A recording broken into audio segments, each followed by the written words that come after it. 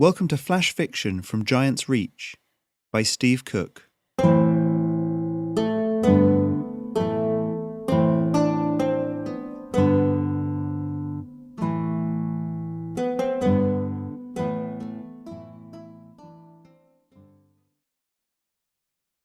Hey everyone, I am off LARPing again this weekend at Empire LARP, and so I've pulled up an old Flash Fiction that hasn't been podcasted before. I thought I'd share it with you. In lieu of talking about the podcast, I'm going to make a couple of plugs this week. I'm currently playing in a Dungeons & Dragons game that streams on a Monday night that is DM'd by my good friend Oz Mills. You can find us at twitch.tv/Oz Mills, and that starts at around about 9 o'clock GMT on a Monday night. I'm very lucky to be playing alongside people from Adventurers Wanted as well. They run live D&D games on a regular basis, and you can find their stuff at adventurerswanted.co.uk. Enjoy the podcast.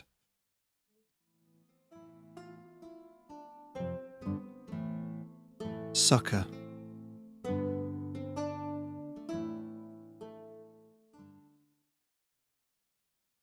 Aberline raised his hands to the east window, the yellow-painted rock in his hand glinting slightly in the sun's radiance. The sleeves of his priest's vestments hung loosely around his arms. Together, we praise the Chimera who so blessed us, who protected us even as the bile of Seafen fell upon the earth, who gave us all good things. We worship not false idols, but the true creator spirit of the Chimera. He lowered the yellow rock, reverently placing it in one pan of the set of ornate brass measuring scales in front of him. The scales tipped slowly downwards under its weight. The rock wasn't really yellow dust, of course. The real thing was far too expensive and dangerous to be handled in every church, but the gathered folk sat on the pews in front of him needed something to focus their worship. Aberline gently picked up the only other thing on the altar, a large white feather.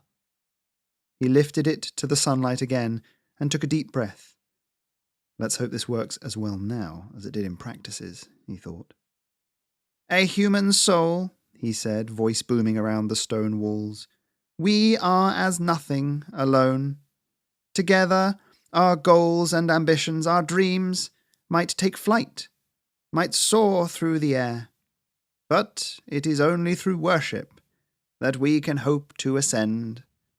Through the holy blessing of the dust, we pray that our souls are transmuted, bound up with the dust, that we might one day rise to join the Chimera.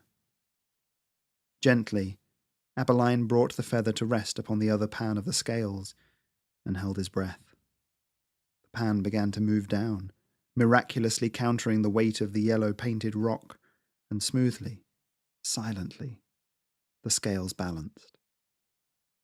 He pushed down his own worry and closed his eyes, allowing a whisper to flow through the congregation like a wave lapping at a shoreline. I want to thank you again for allowing me to preach here as I pass through, Aberline said. I also wish to extend my sorrow that Father Harry, your regular leader of worship, couldn't attend. I hope his illness resolves itself in time. With our prayers, it will. He paused just long enough for a solemn silence, then smiled. We will now hold the collection, he said, and nodded to the choir. Later, when the church was empty, Aberline sat in the small vestry counting the money. It took some time. The spectacle had, as planned, caused more than a few to dig deeper into their pockets. Not bad, he murmured, stowing the coins in a leather pouch, which he tucked into the canvas bag that lay below the table. The pouch fitted snugly next to the neatly folded priest's vestments, and a few other accoutrements of his role. A knock sounded, followed by a muffled voice trying to speak. Aberline frowned. Awake already, he muttered. Must have given too light a dose. Priest is too fat. Next into the bag went the set of scales, their arms and pans already detached. The complicated brass gearing system that allowed them to balance took up most of the flared base, and he gently nestled it in among the vestments. Simple magic, for simple folk, Aberline thought, smiling to himself. The knocking sound came again, this time more insistent. Undoubtedly, within a few hours, someone from the village would come to investigate. Aberline buttoned the bag and picked it up. Whistling a jaunty tune to drown out the sound of Father Harry trying to break out of the cupboard, Aberline left through the church's back door, headed for the next naive village.